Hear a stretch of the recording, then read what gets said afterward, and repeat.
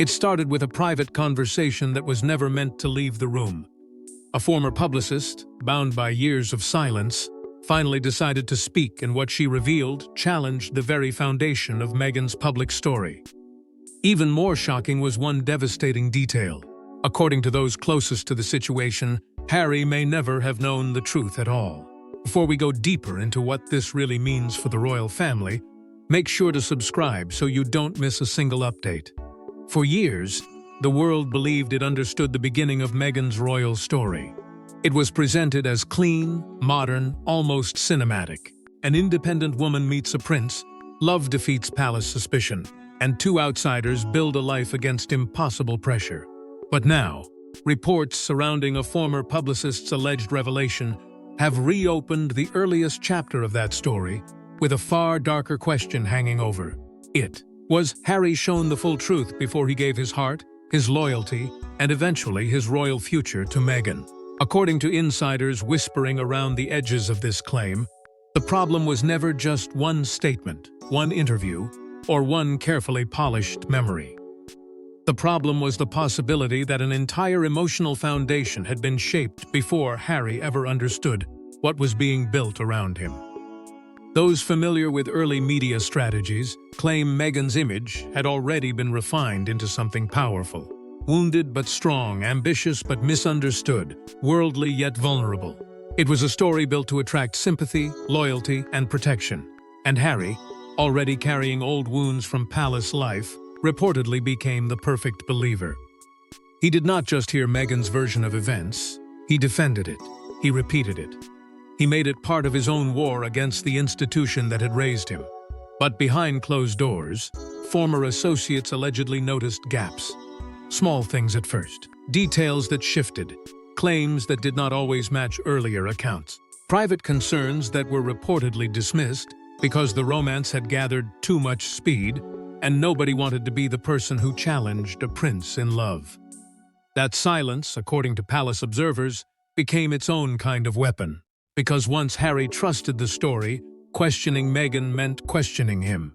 And once the palace hesitated, the narrative hardened into public truth. Now, with a former publicist allegedly stepping forward after years of restraint, the entire beginning looks different. Not as a fairy tale, but as a controlled storm. Not as destiny, but as damage waiting to happen. And the most painful possibility is not that the public was misled. It is that Harry, standing at the center of it all, may have been the one person most completely kept in the dark. But before anyone could understand the alleged deception, they first had to revisit the moment Meghan entered Harry's world. Long before royal titles, global headlines, and family feuds, there was a story so compelling it seemed almost destined for a fairy tale ending. But years later, insiders would begin questioning whether the version Harry fell in love with was ever completely accurate. By the time Meghan entered Harry's life, her public image already carried a careful emotional rhythm. She was not presented as someone waiting for royalty to rescue her. She was shown as independent, hard-working, socially, and determined to stand apart from the usual world of privilege. That was the power of the story. It made her seem different. It made her seem safe. And for Harry, a prince who had spent years feeling trapped between duty and pain, that image reportedly struck something deep. Insiders suggest he did not simply admire Meghan's confidence. He connected with what he believed was her struggle. She appeared to understand rejection, judgment, and the heavy cost of living under public pressure. To a man still carrying the wounds of his own past, that connection may have felt less like romance and more like rescue. But behind that polished beginning, questions were allegedly already forming. Former media figures claim Meghan's personal brand had been carefully shaped long before the palace became part of the story.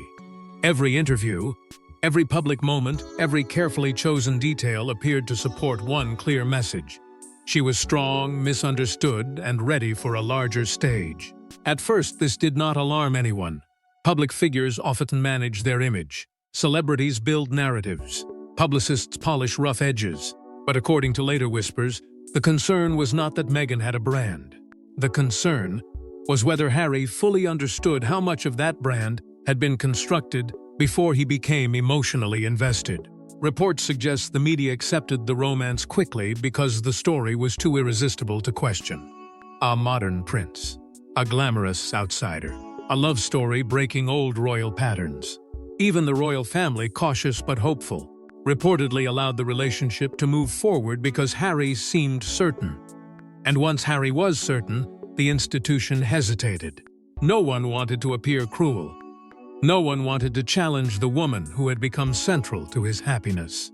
Yet that hesitation created space for something dangerous to grow. Because when a story is embraced too quickly, the details beneath it often go untouched. Former associates allegedly remembered moments that did not fully match the public version. Palace observers noticed tensions that were explained away as pressure. And Harry, loyal to the point of defiance, stood firmly beside the woman he believed had been unfairly judged. That was the beginning of the deeper tragedy. Not that love entered the palace, but that love may have entered carrying secrets no one dared to confront. Yet the deeper investigators looked, the more they discovered that several details didn't seem to align. At first, the inconsistencies were easy to dismiss. A forgotten interview here, a conflicting statement there. But eventually, those scattered contradictions began forming a pattern that insiders could no longer ignore. The trouble with a polished story is that it can survive one contradiction. It can even survive two. People forget dates. Emotions reshape memories.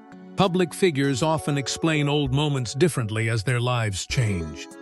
But according to those familiar with Meghan's early media history, the concern grew when the differences stopped looking accidental and started looking connected. A phrase from an older interview did not sit comfortably beside a later claim. A past version of ambition seemed different from the newer version of struggle. Moments once framed as proof of independence were later spoken of as if they had always been wounds. Journalists, who had once embraced the romance with almost breathless excitement, reportedly began looking back through archived appearances, old profiles, and forgotten remarks. What they found did not create one single explosive answer, but it did create a dangerous question. How much of the original narrative had been shaped for effect? Former associates allegedly raised similar doubts in private. Some remembered a woman who understood media power with sharp precision. Others suggested that the public image was not simply natural, but carefully managed, layered, and protected. Inside the palace, staff reportedly noticed the same unease taking form in smaller ways. Details changed depending on the audience. Explanations hardened when challenged. Concerns were softened, then buried, because Harry's devotion made every question feel like an attack on his happiness. And that was the dilemma. The more Harry defended Meghan, the harder it became for anyone around him to separate loyalty from truth. After the wedding, the scrutiny intensified. Every statement was watched. Every interview was studied. Every claim was measured against what had come before. Yet publicly, Harry remained firm, almost unshakable. He had chosen his side, and to him, the attacks against Meghan only proved what she had warned him about. That made the atmosphere even more suffocating. Because if the alleged contradictions were real, then Harry was not just defending Meghan against the media. He was defending a version of events he may not have fully understood. Behind palace doors, the concern reportedly became less about headlines and more about consequence. What happens when a prince builds his future on a story others are afraid to question? What happens when silence becomes easier than intervention? The palace had survived scandals before, but this was different because it was personal, emotional, and tied to the heart of Harry's rebellion. And as whispers gathered weight, the former publicist's name began resurfacing in private conversations, not as a footnote, but as someone who might know where the story had truly begun. And according to the former publicist, that growing concern eventually led to uncomfortable conversations behind closed doors. What makes this revelation so explosive is not simply the allegation itself, it is the claim that Harry may have been the last person to know. If true, it would transform the entire story from a royal controversy into something far more personal. Because the deepest betrayal in any royal drama is not always the one written across headlines. Sometimes it is the quiet betrayal of being protected from facts that could have changed everything. According to the former publicist's alleged account, the issue was not merely that Meghan's story had been shaped, polished, or defended. The issue was that certain information may have been kept away from Harry at the very moment he needed clarity most. Reports suggest trusted advisors understood the danger. If they intervened too early, they risked looking hostile, suspicious, or cruel toward the woman Harry loved. If they waited too long, the prince could become so emotionally committed that no warning would reach him. That was the impossible trap. Every delay gave the narrative more power. Every silence made it harder to speak, and Harry, already fiercely protective, reportedly treated criticism of Meghan as proof that the world was against them. This made his loyalty both beautiful and dangerous. Beautiful because he believed he was defending his wife against unfair judgment. Dangerous because that same devotion may have closed the door on uncomfortable truth. Insiders claim some royal figures feared that any challenge would push Harry further away, turning concern into conflict and suspicion into open rebellion. Others allegedly believed he deserved to know everything before the relationship reshaped his public life, his private bonds, and his place inside the monarchy. But no one could agree on the timing. No one could agree on the method. And in that hesitation, the silence grew heavier. The emotional implications were devastating. If Harry was never fully told, then his later choices carry a different kind of tragedy. The interviews, the accusations, the separation from family, the burning collapse of trust. All of it would have unfolded while he believed he was standing on solid ground. That is why this allegation cuts so deeply. It does not simply question Meghan's public image. It questions the emotional foundation of a marriage that changed royal history. Behind palace doors, insiders were reportedly divided between those who wanted to protect Harry from humiliation and those who believed protection without truth was no protection at all. Meanwhile, Meghan's narrative kept moving forward, gathering sympathy, power, and public force. By the time doubts became harder to bury, Harry had already become its chief defender. And once a prince has defended a story before the world, admitting he may not have known everything becomes almost unbearable. That is why the former publicist's claim feels less like gossip and more like a royal fault line cracking open beneath years of silence. But the real shock came when the publicist explained why nobody stepped forward sooner. The truth, according to those familiar with the situation, was never protected by a single person. It was protected by fear of backlash, fear of media storms, and fear of becoming the next target in an already explosive royal conflict. That fear, insiders suggest, became the invisible wall around the entire story. It kept advisors cautious, former employees quiet, and friends painfully careful with their words. Because by the time doubts began circulating, Meghan and Harry were no longer just a couple inside the royal fold. They had become a global argument. Every criticism was instantly pulled into a larger war over loyalty, race, status, privilege, and pain. To question Meghan's account was not treated as a simple search for clarity. It risked being framed as cruelty. To challenge Harry was not seen as concern. It risked becoming betrayal. And so the silence held. Former aides reportedly understood that one wrong sentence could ignite a storm bigger than the truth itself. Friends who may have worried about Harry's choices allegedly chose distance over confrontation because they knew his instinct was to defend Meghan with absolute force. The media environment made that silence even heavier. Headlines moved fast. Public opinion hardened faster. Once the world had chosen sides, very few people wanted to step into the middle and say the story might be more complicated than anyone had been allowed to believe. According to the former publicist's alleged explanation, that was why the secret survived, not because everyone agreed, but because everyone understood the cost of speaking. Former employees reportedly carried their memories quietly, locked behind professionalism, fear, and the knowledge that the Sussex conflict had already consumed careers, reputations, and family bonds. Some may have believed time would soften the damage. Others may have believed Harry would eventually see the gaps himself. But silence has a dangerous habit. It protects the powerful version of a story while punishing the people who know too much. And over time, that protection became harder to justify. The question was no longer simply whether Meghan's early narrative had been shaped. The question became, who allowed Harry to build his future around it without confronting the full picture? Accountability began to hover over everyone. Publicists, advisors, palace figures, friends, and even the media that had rushed to turn the romance into legend. The former publicist's alleged revelation did not just expose one hidden detail.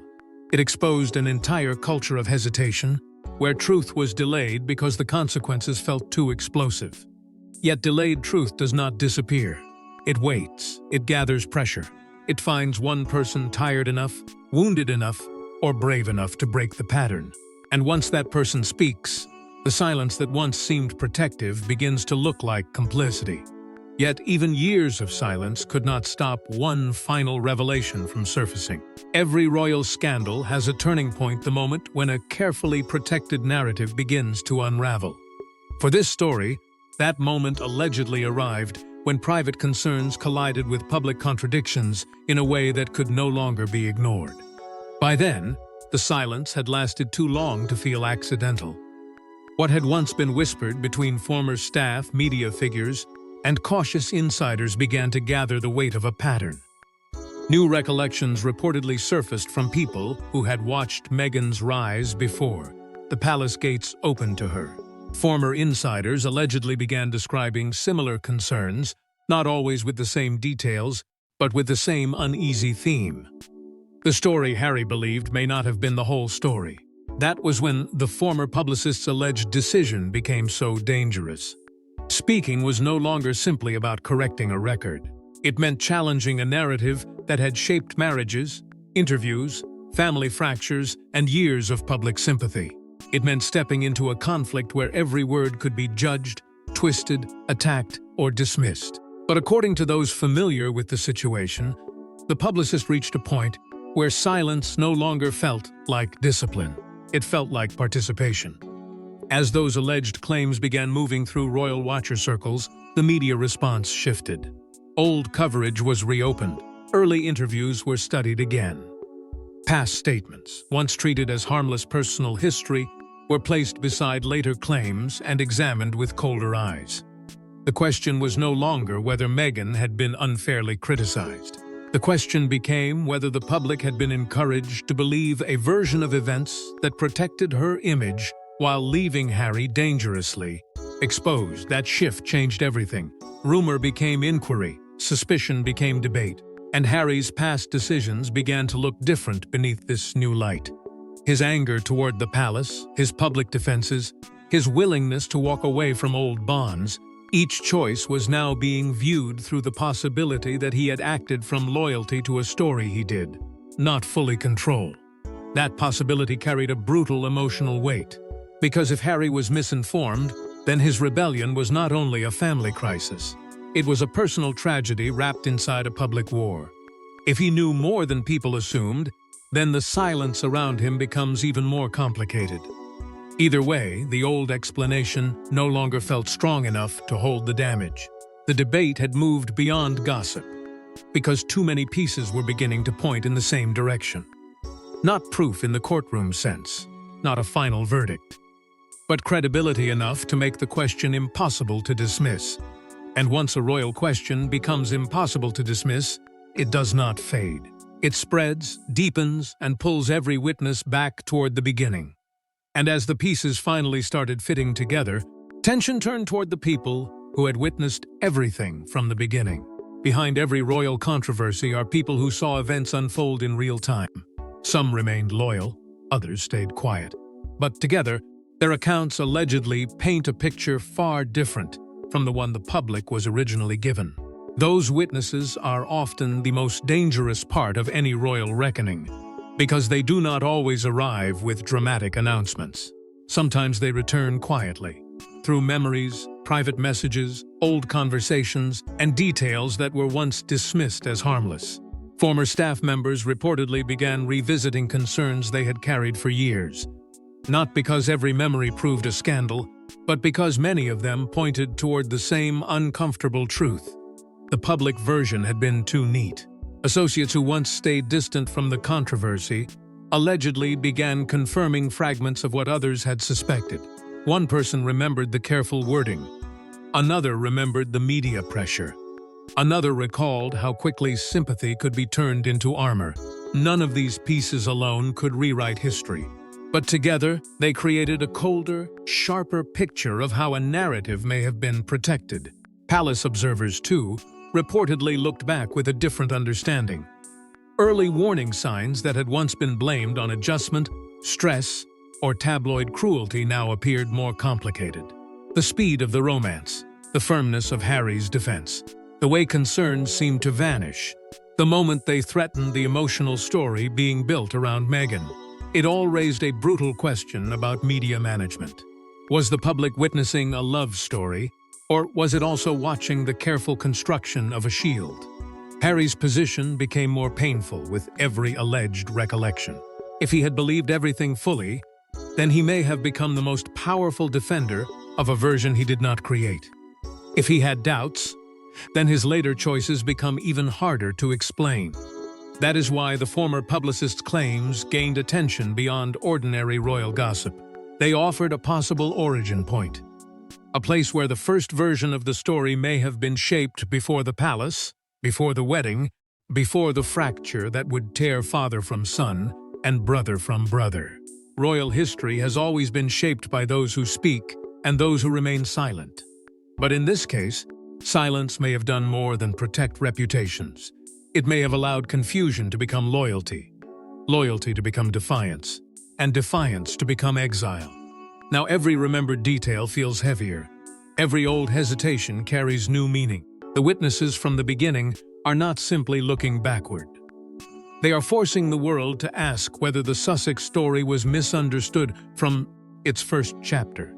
And if that is true, then the consequences do not belong only to yesterday. But the biggest question was never about the past, it was about what these revelations might mean now. For years, the story appeared settled. The public chose sides. The headlines faded. But some truths have a way of resurfacing when least expected. And according to those now speaking out, this may be one of them.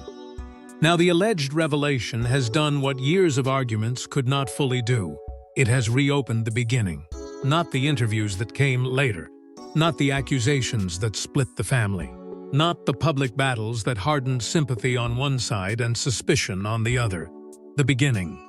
The fragile place where Harry first believed, where Meghan's story first gained royal force, and where silence may have allowed a private uncertainty to become a public storm. That is why the debate refuses to die. Because even after all the claims, counterclaims, documentaries, books, and palace briefings, one question still stands in the center of everything. What did Harry truly know, and when did he know it? If the former publicist's alleged account is accurate, then the Sussex controversy becomes more than a clash between monarchy and independence. It becomes a story about trust: who gave it, who shaped it, who protected it, and who may have suffered because of it. Public perception may shift once again, not because every answer has suddenly been delivered, but because the old certainty has cracked. Those who once saw Meghan only as a victim may begin asking harder questions about image, timing, and control. Those who saw Harry only as rebellious may begin seeing something more tragic. A man who may have fought the world for a version of events he never fully understood. And the royal family remains caught beneath the shadow of it all. Every past conflict, every broken bond, every cold silence between father and son now carries the weight of this unresolved mystery. The palace may try to move forward. Meghan and Harry may continue shaping their own path. The public may argue endlessly over loyalty and blame. But some stories do not end because people stop speaking about them. They end only when the hidden center is finally revealed. Until then, the search for truth becomes larger than any one person. Larger than Meghan, larger than Harry, larger than the former publicist who allegedly broke silence. It becomes a warning about the danger of polished stories inside powerful families, where love can become loyalty, loyalty can become blindness, and blindness can change history. And perhaps that is why this revelation feels so unsettling. It does not offer comfort. It does not close the wound. It only reminds the world that behind every royal headline there may be one secret still waiting to rise. Because in the end, the most extraordinary royal stories are never about titles or headlines. They're about the secrets that refuse to stay hidden forever. Thank you for watching. Please don't forget to like and subscribe. And we will see you in next one.